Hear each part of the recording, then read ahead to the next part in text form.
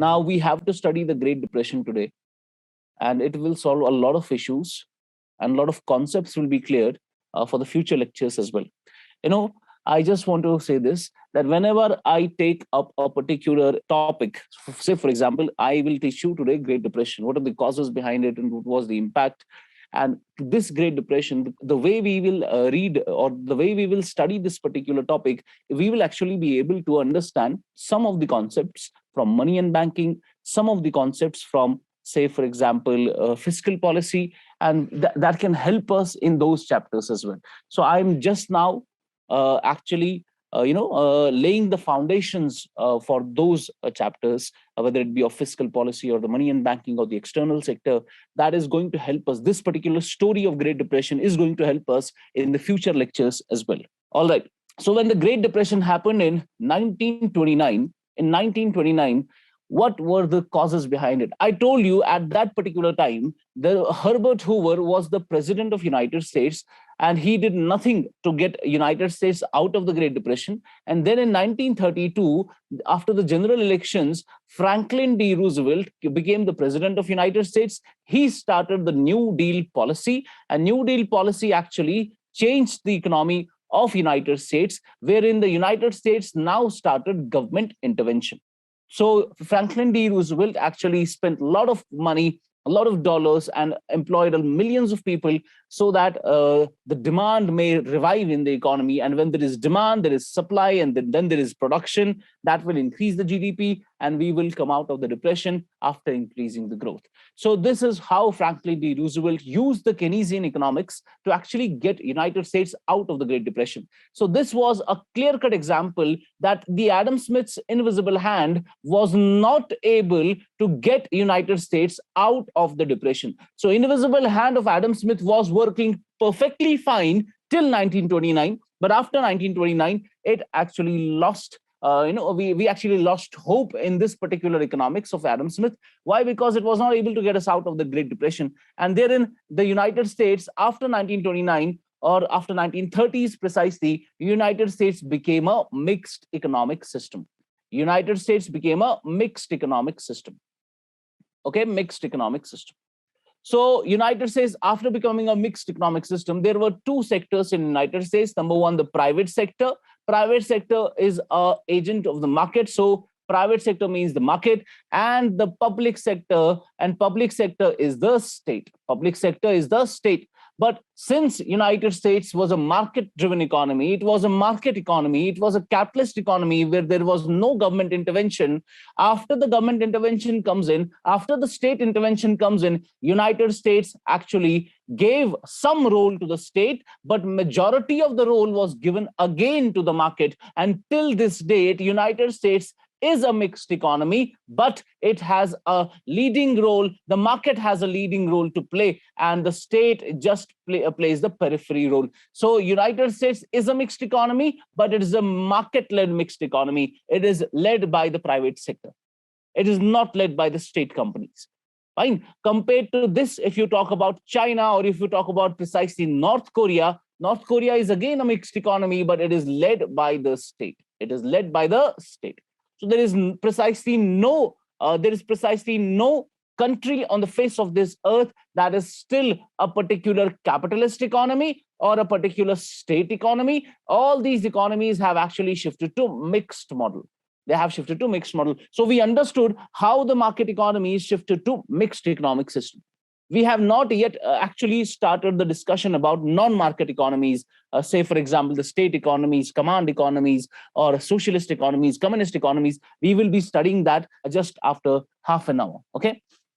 So we understood how in United States, which was a market economy, how it changed to a mixed economic system, how Adam Smith's economics was actually replaced by Keynesian economics. So this was the classical school, and this was the Keynesian school. And this is what we were studying. Now, there was a question in the mains, what were the causes that lead to the Great Depression? Now, there is no particular field has this particular, say, for example, consensus on this topic, that what were the causes of Great Depression. There is no consensus among the scholars. So there are different and various causes of the Great Depression. Now, let us understand one by one what were the various causes of Great Depression, and that might help us in understanding the various concepts of money and banking and fiscal policy and external sector. We will use these concepts again when we start those chapters. So I'm just now laying the foundations for those chapters. Great Depression is precisely not my subject matter. You'll have to deal it with in world history, but since it has some linkages with the economy, therefore I am taking this topic. Now, Great Depression, what were the causes behind it? What were the causes behind it? I am precisely taking the economic causes. Number one, first cause. Number one, the first cause of Great Depression was the stock market loss. The stock market collapse. The stock market collapse. This was the single most important reason of the Great Depression. Now, what is the depression? Yesterday, I told you that if there is, we have these business cycles in our economy. Sometimes there is a type of growth in the economy, then we reach the boom phase, and then we go to the slowdown, and then we have the recessionary period, the depressionary period, and then we have the recovery period, and again, and this business cycle comes in. Fine. So this is a common business cycle in a particular economy. And we were at the lowest ebb of it. We were in the depression phase in 1930s. Okay. Now, what actually were the causes behind this Great Depression? How did we get to this level? How did we actually reach depression? Now, what is a stock market collapse? In other words, what is a stock market in the first place? Now, see, guys, if I open a company, suppose Edukemy is a company. Edukemy, as of now, is a private limited company. Say, for example, tomorrow, Edukemy goes public. Tomorrow, Edukemy goes public. By this, I mean, Edukemy actually issues its share. Edukemy may actually, have its initial public offer, IPO. Now, Edukemy kya karegi? Edukemy will have its initial public offer. That means it will actually let people to invest in Edukemy and give them some ownership in return. Say, for example, Edukemy decides that it is going to be a global company and it is going to impart education in different parts of the world. In that particular sense, Edukemy wants a lot of capital. It requires a lot of capital. And if we do not have that much of resources, if you want to go global, you want to become a multinational entity. Therefore, Edukemy wants a lot of investments from different people across the country. Therefore, Edukemy opens the company and makes it public and issues shares of the company. Now, you can purchase the share of Edukemy and give money in return and invest money in return. And that is actually the investment that you are making in Edukemy. And when you actually group some of the shares, that group makes it a stock. That group makes it a stock. So stock is actually the group of shares of a particular company. Fine. Now, these stocks can be sold and purchased in the stock market. They can be sold and purchased in the stock market. Now, I will not get into detail what the stock market is and what are the various stock markets of the world and of India as well. I'm just saying the concept of Great Depression and what were the causes behind it. And the first cause was stock market collapse. What is a stock market? Stock market is that place where different companies, where the shares or stocks of different companies are sold and bought. Fine. Say, for example, it is a Bombay Stock Exchange. It is BSE, Bombay Stock Exchange, India's oldest stock market. Now, Bombay Stock Exchange has a listing of various companies. Various companies are listed on Bombay Stock Exchange, and their shares and stocks are sold and bought in this particular market. Fine, in Bombay Stock Exchange. Now, some of the companies, say, for example, in Bombay Stock Exchange, some of the companies were not performing well. They were not performing well. Some of the companies were not performing well. And if the company is not performing well, what will happen to the shares of the company?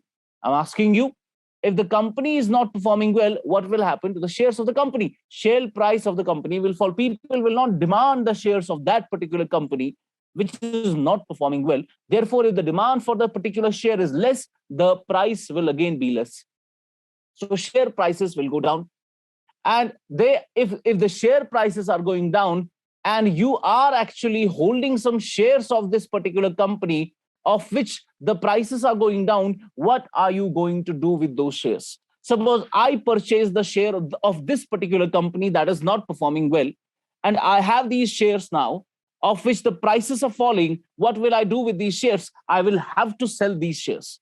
Well, I do not want to actually make a loss out of it. So I have decided to sell these particular shares. So by selling a particular share, what does it imply? It implies that the company is not performing well, or the share prices of the company are falling. Now, currently, Tesla is at its peak. Tesla is at its peak, and there is only free fall now from here. You cannot go beyond that. Tesla is at its peak, and the share prices are going to fall. Whether you accept it or not, you will see in the coming time that the Tesla stocks will go down, and it is at the peak of its of this roller coaster ride that it had. Fine. So Tesla stocks are going to go down, and we are selling it. Why we are selling it? Because we know that the share prices are falling. Share prices are going to fall. Okay. Therefore, if I had this particular share of this particular company which was not performing well, I'm selling its shares. Now, by selling the shares, what will happen? The company will actually go down again. Fine. The company, people are not wanting to invest in this particular company, and they are selling the shares of the company. And we are told that in 1929, 16 million stocks were sold in 1 year. 16 million stocks were sold in 1 year. In 1 year of 1929. And that is huge. That means 160 crore stocks were sold in 1 year. And that actually collapsed the stock market. Why some companies were not actually performing well. So the people started to sell the shares. Seeing that the people are selling these shares, other shareholders also started selling their shares. And panic was seen in this particular stock market. And people started selling their shares of every company. And we are told that 16 million stocks were sold in 1929. And it led to a stock market collapse in United States. Okay. Stock market collapse in United States. Yes, it is 1.6 crore. Now, that was the first cause of this particular Great Depression. The stock market collapsed, and people started selling the stocks of the company. Now, what will happen? Now, it will have repercussions. It will have impacts on the economy. If the stock market collapses, it is going to have impact precisely on the banking sector. Precisely on the banking sector.